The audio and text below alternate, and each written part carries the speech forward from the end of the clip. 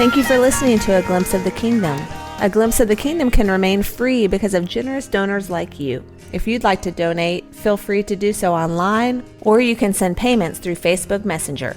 Don't forget to tell your friends about it so that they can enjoy this ministry as well. Be sure to subscribe so that you don't miss any podcasts. You can listen to my daddy every single day, like in the gym, in the car, or just at home.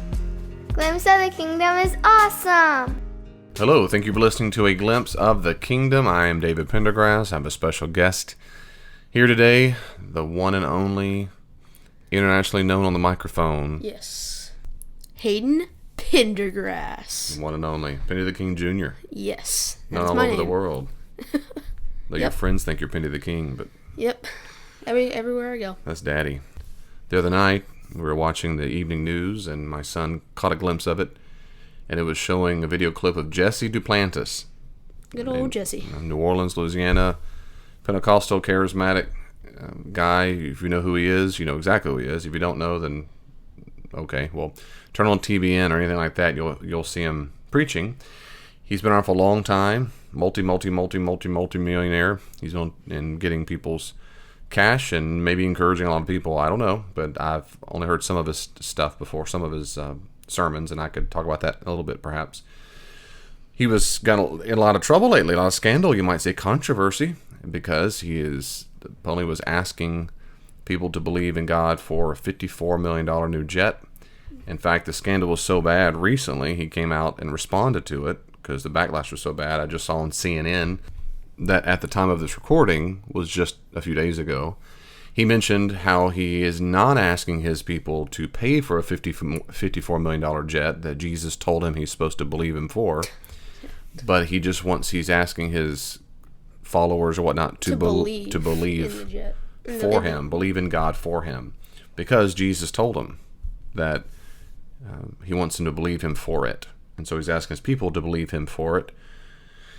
And that's it. So anyway, my son was listening to that and thought he wanted to do a podcast. Yeah.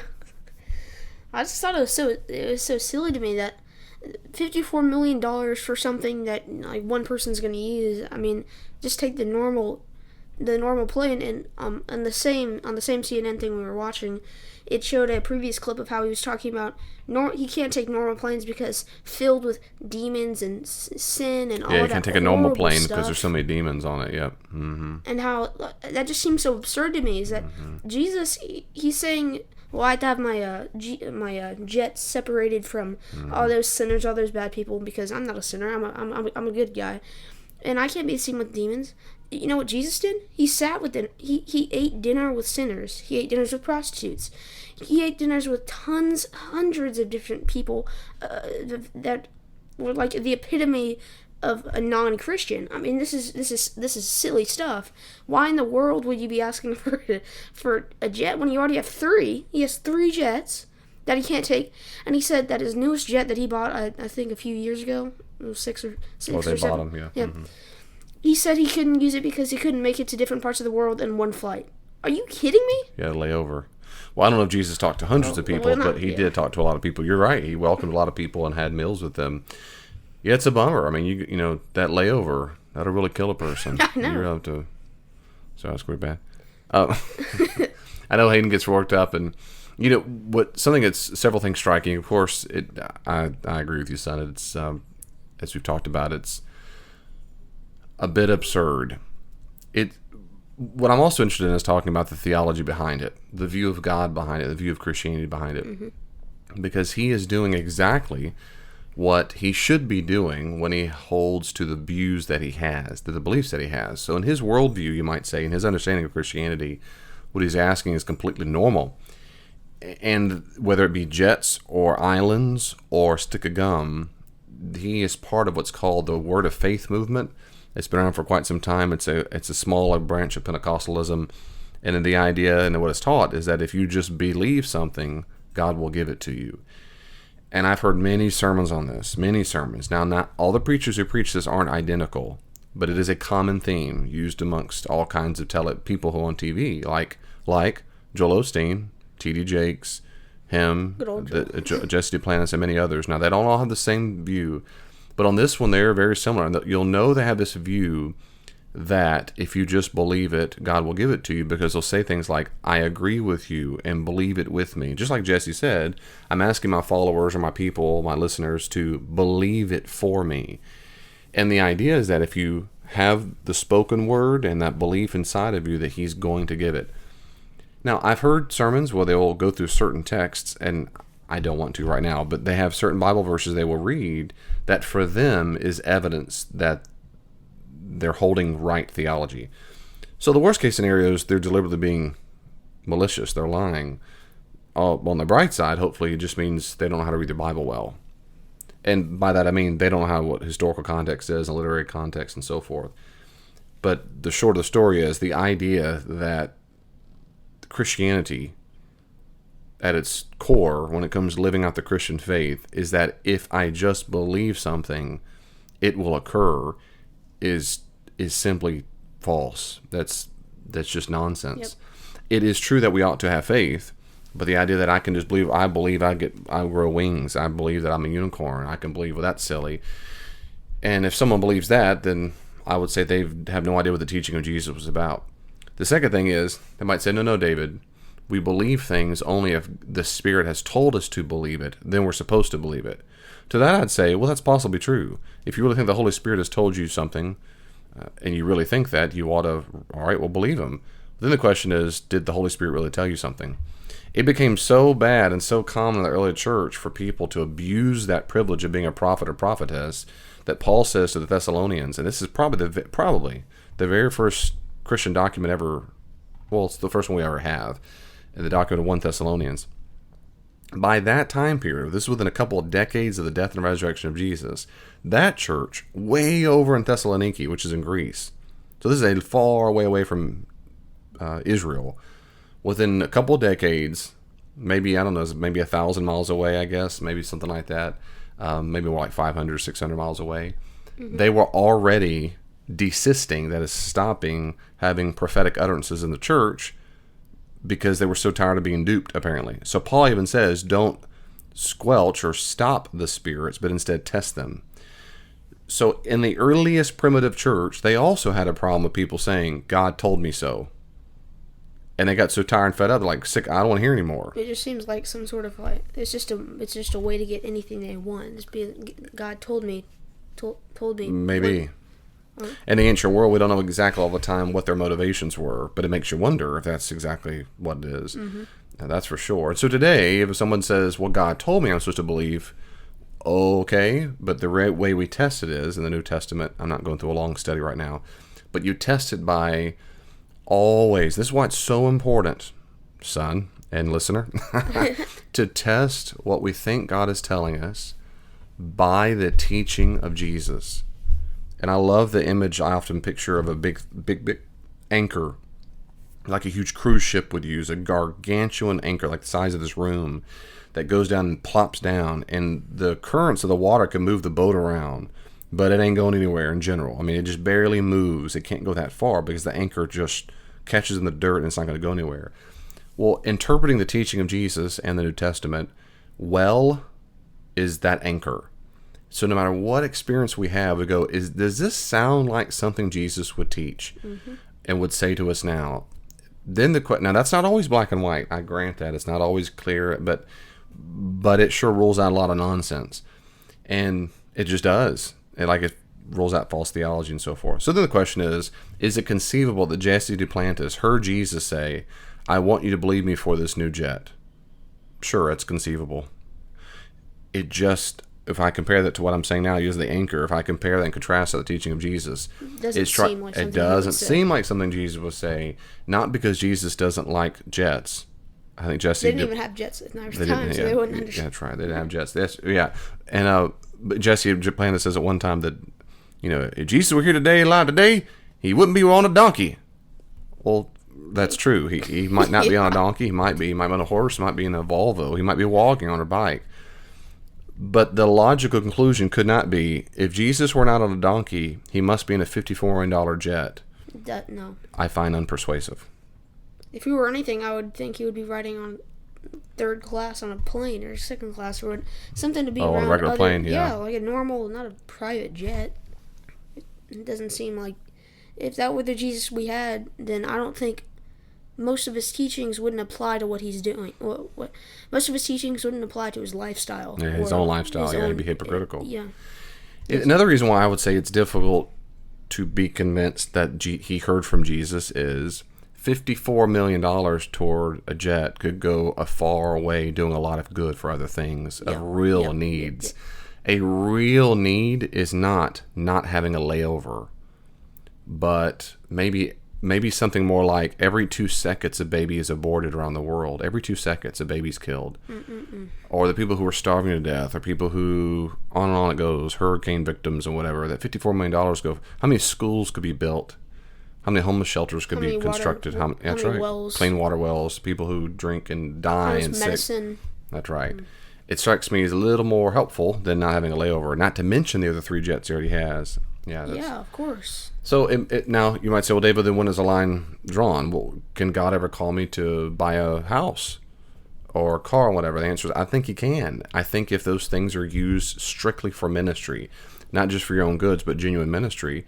But again, that's a heavy-duty prayerful thing to do, and I would never in a million years assume that Jesus said it. You'd have to be really convinced. Pray and have a lot of peace about that. It'd be a lot of. Now he might have peace. Yeah, David have all that. He'd say, David and Hayden, God, I know what God said. God said it, and that's it. I don't know. It also is bothersome if you meet other Christians who just instinctively say, I think you misheard him. That's bothersome. But if you meet most Christians go, that sounds like something God would tell a person. And that's a little more fickle, I know that, but that's another thing that can help.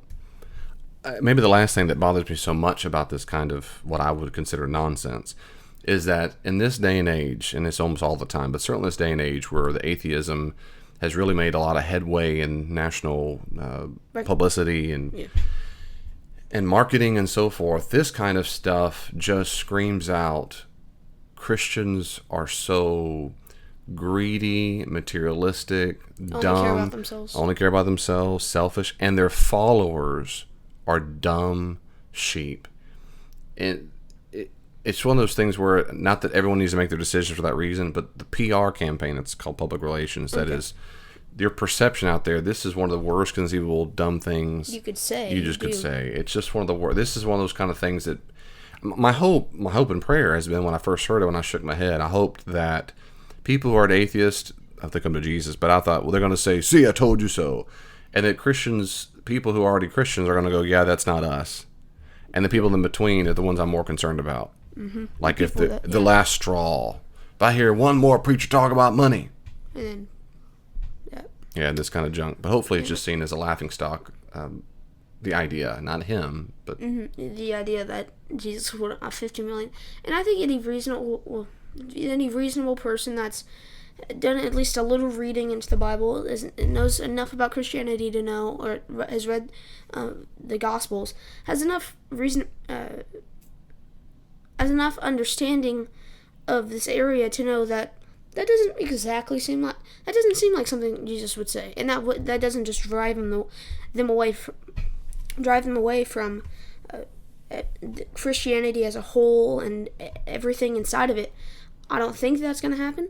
I think mostly it's just going to be used as, I guess, as a joke or a meme. I sure hope so. As like. I mean, I hope it's not a joke. You know what I'm saying? Not him, but the idea that Jesus would be like, yeah, go ahead and buy that jet.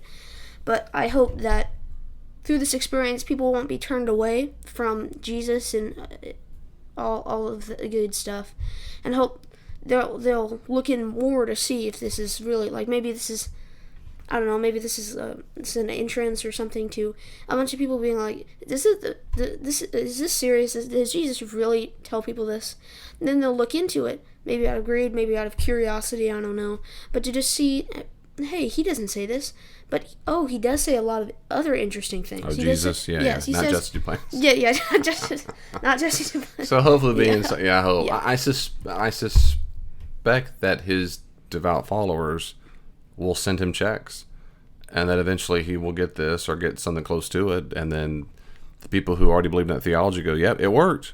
You just got to believe it. In other words, I have a suspicion it's just going to reinforce, and then everyone else should shake their heads and the nonsense. And there's a preacher who died not long ago. He's one of the most well-known evangelists ever. His name was Billy Graham. Do you remember seeing him ever on TV or anything? I do. People like Billy Graham were much more popular back at the turn of the century, and he was one of the last living legends, you might say. Was that the 2000s? No, the century. I mean, sorry. Yeah, I forgot how young you are.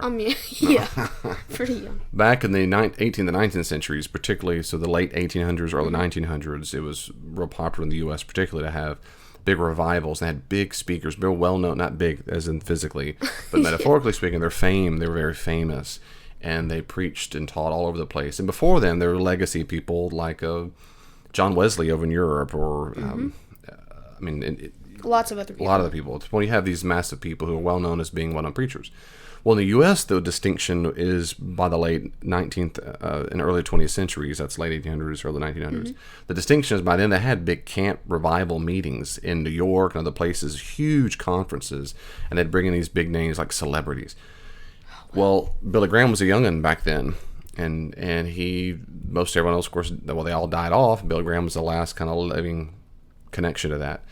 One thing Billy Graham did one of the things he didn't do that was so fascinating that kept him, and many people who know a lot more about his legacy than I do, but one thing is clear is what he didn't do is have these kind of nonsense scandals.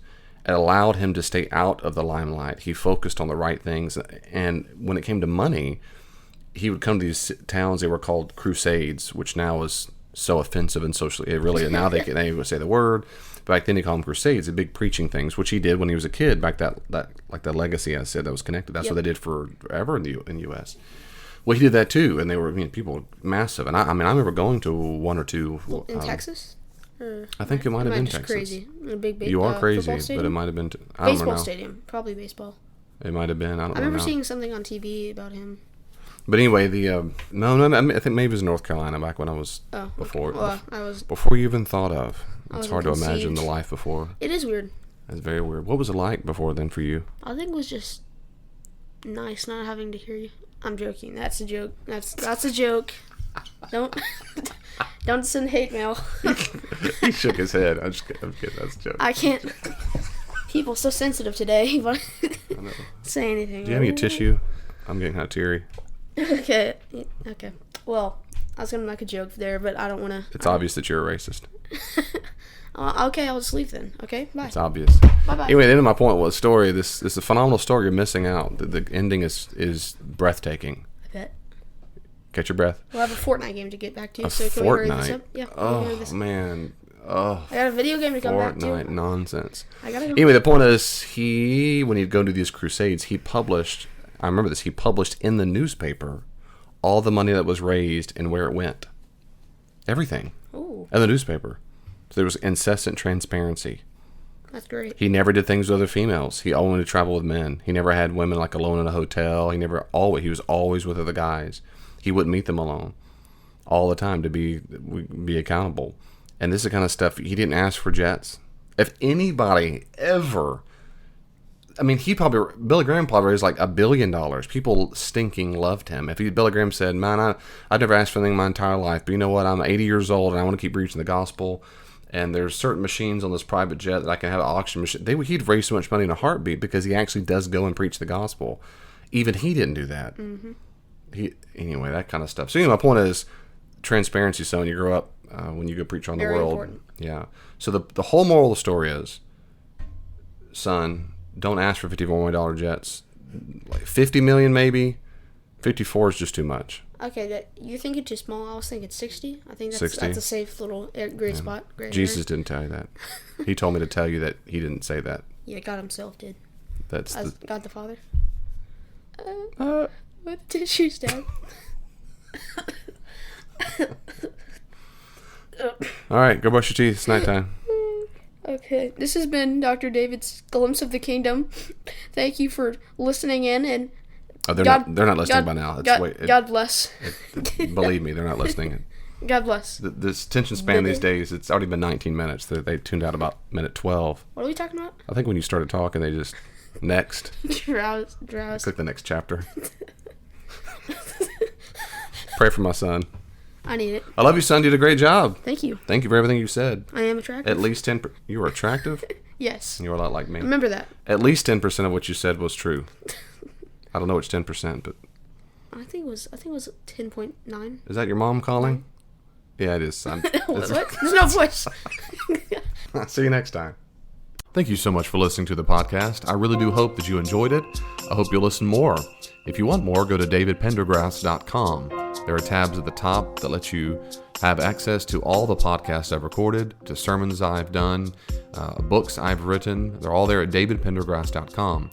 You can also check me out on Facebook, facebook.com/glimpse of the kingdom. facebook.com/glimpse of the kingdom. And also look at my Twitter feed at glimpse the kingdom or at Dr. D. Pendergrass, at Dr. D. Pendergrass. There's tons of ways to reach out. I hope you will. Send me your questions, send me your comments. If you'd like to support the ministries of Glimpse of the Kingdom, you can also find ways to give online on davidpendergrass.com. If you'd like for me to come and do some consulting, check out my website, davidpendergrassconsulting.com, and I'll be happy to come out and speak to your organization and help and train any way I can. God bless you. See you online.